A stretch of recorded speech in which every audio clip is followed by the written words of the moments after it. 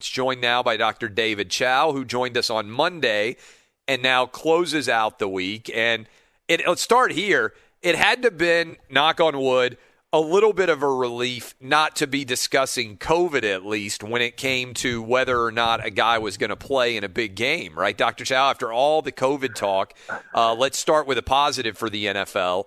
Other than Kevin Stefanski, really, in the divisional round playoff games, we managed to avoid almost all COVID issues. In the wild card and the divisional rounds combined, that's 10 different games. And it seems like there's going to be no major COVID issues, at least so far, in the AFC Championship or the NFC Championship, which is a nice position for the NFL to find itself. Yeah, and it's actually expected. Look, we worried at the beginning of the season. We knew the football would go off on time. We worried about the road in between, and there were a few bumps, but they made it. But now I think, and I would hope, it's going to be clear sailing for a couple of reasons. Number one, there's only 2 games, so it's only 4 teams. So statistically, the bear traps are fewer. Secondly, these teams are now on lockdown, for example. Like, the last thing they want when they're this close to the Super Bowl is to get COVID and miss a championship game, and this includes staff, or perhaps impact the Super Bowl. This is what they work for. So they're going to really, I think, be on lockdown. Clay, I almost went to Kansas City to see a friend play, this, that, the other, and then talk to him and some of the other friends in Kansas City. It was like, there's no point because we're not even going to be able to see the guys and whatever because they're all on lockdown at the hotels unless they're sneaking around, and we don't want to do that, and we don't want to jeopardize anyone in case, So I think it does make sense, but, it is interesting, and I'm sure we're going to get to this next, how now that there's less to talk about with COVID, all season long, I've said that there seems to have been less angst about concussions. I mean, it used to be major hits, and people would say, why didn't this guy get checked? Why did he get put back in the game? What's going on with concussions?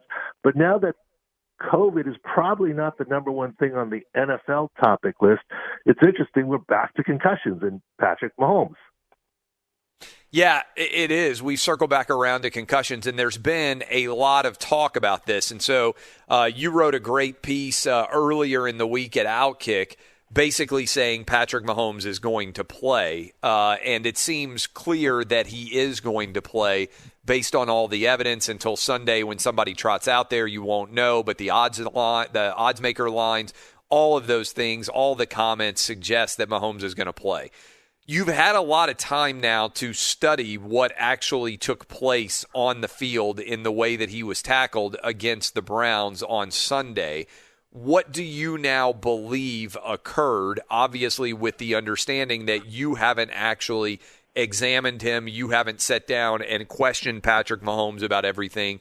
As is often the case, you are watching the video and analyzing it, which before we even get into the Patrick Mahomes, I do think is interesting because people are out there like, well, he's not on the field. He's not a doctor right now. You have been before, and you've told us something many times on this program before, but for people who might not have heard it, you will sometimes watch the play take place because it can give you an idea of what the injury might have been from watching the play take place on the field. Explain that for people who might not be aware of how even being able to look at the video can help you with diagnosis.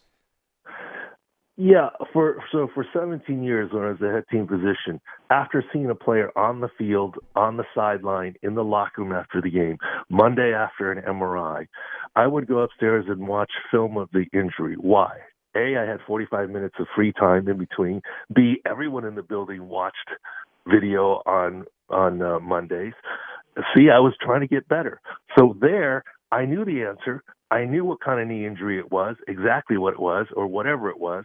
And then I would go watch film. The video guys were great. They would cue it up for me of the different angles just to learn more about it. It wasn't always helpful, but sometimes maybe it was. But now I don't have the answer. I just have the question, which is the video. And for those who don't think that you can tell on video, if you hurt yourself playing basketball in a league or something, you go to the doctor. What does the doctor say? What happened?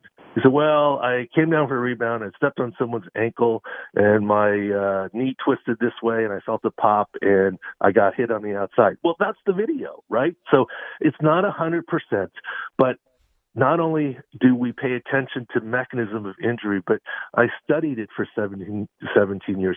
But it's not perfect, right? It's just video. And what I always say is what I'm doing now is providing insider knowledge, not insider information. Look, I know Rick Burkholder very well.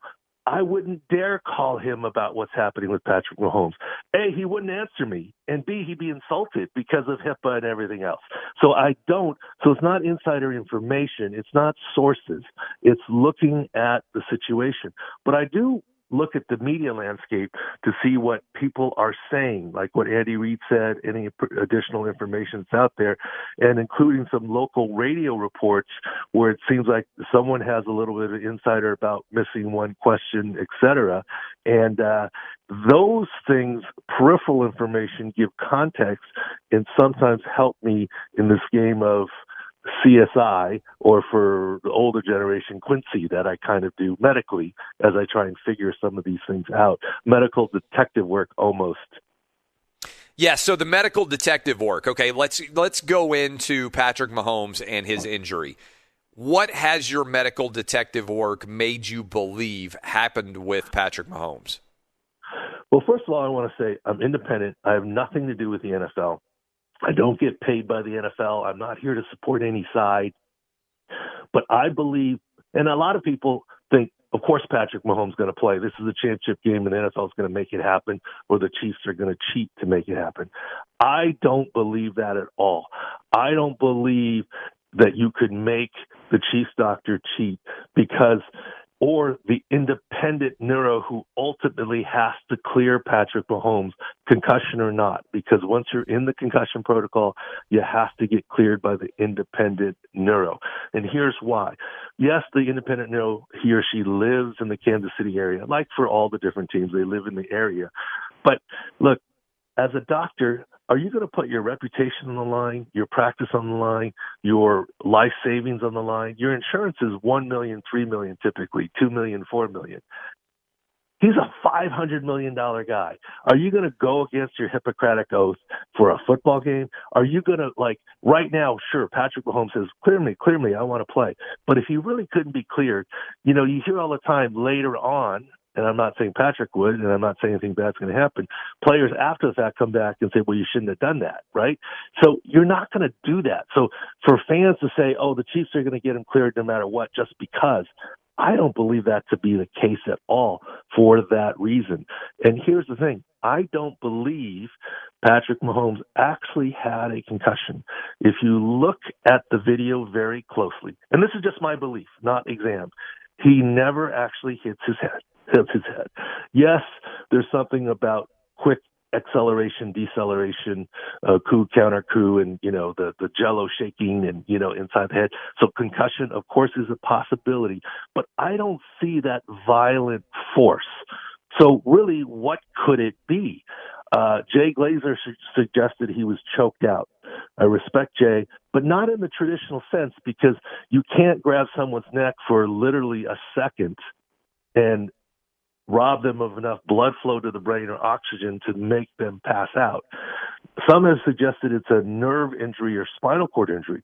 Well, that's not really likely, because if it was, that'd be really bad news.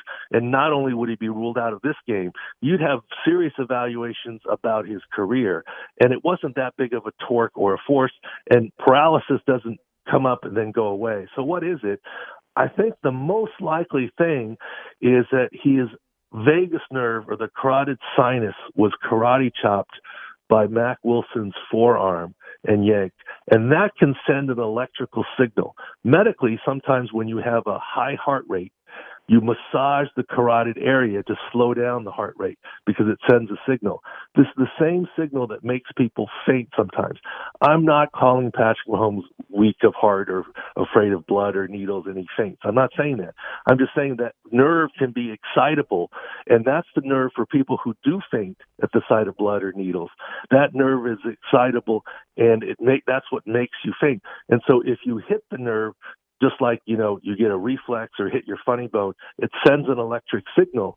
And I believe that force on the neck caused him to faint for a brief second and then a little groggy, glassy-eyed, and not full control when he got up. But the good news is from that, you recover very, very quickly without any long-term residual. And we're seeing that with Patrick Mahomes at the very first practice of the week, participating and taking all of the snaps. It's fascinating. So are you actually more nervous about Patrick Mahomes' foot than you are about him clearing concussion protocol in terms of how it might impact him on the field Sunday if you're analyzing the health situation of the Chiefs quarterback?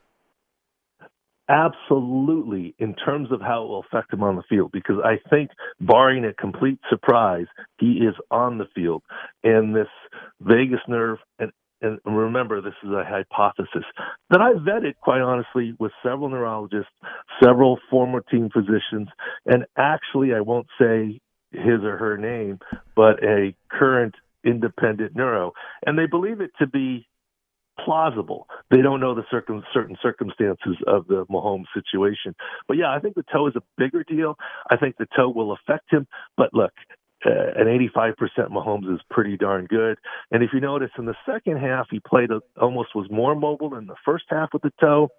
It's possible to get a pregame injection, or something to go ahead and play. And the final thing I'd say on this, and I don't mean to talk so long here, but it is a very complex thing, is I get a lot of questions saying, well, if he doesn't have a concussion, why is he in the concussion protocol? Well, once you enter the protocol, you can't get out of it. So that's until you're cleared. That's number one. Number two, if the Chiefs really were having any doubt about Mahomes' ability to play, it would behoove them to get Chad Henne some snaps in case. The fact that Mahomes took all the snaps seems very clear that the Chiefs fully believe that he's going to play. The other part about that is this: if the Chiefs were gaming the system, wouldn't they want to slow play the return from this supposed concussion and, like everyone else in the league, get him back on Friday or Saturday to full practice and then clear? Why would they initially list him at full practice on Wednesday, have him take all the snaps? Yes, it got revised to limited practice because it was more of a walkthrough. And look, if you rob a bank, you don't buy a Rolls Royce and a Ferrari the next day, right? I mean, you kind of take it easy a little bit with their newfound fortune. We're talking to Dr. David Chao. Any other major stories? I know Clyde Edwards-Helaire potentially going to be able to return, which would help take some of the onus off of Patrick Mahomes. Any other major injury status situations in this game or the NFC Championship game that to you impacts what might happen on the field in a major way? Well, fortunately, at this time of year, the teams are typically healthier because the healthier teams that we've talked about have covered the spreads and won and moved on. And so right now, they're mostly on the healthy side, almost all. But in terms of health, the healthiest team left in the playoffs is the Buffalo Bills.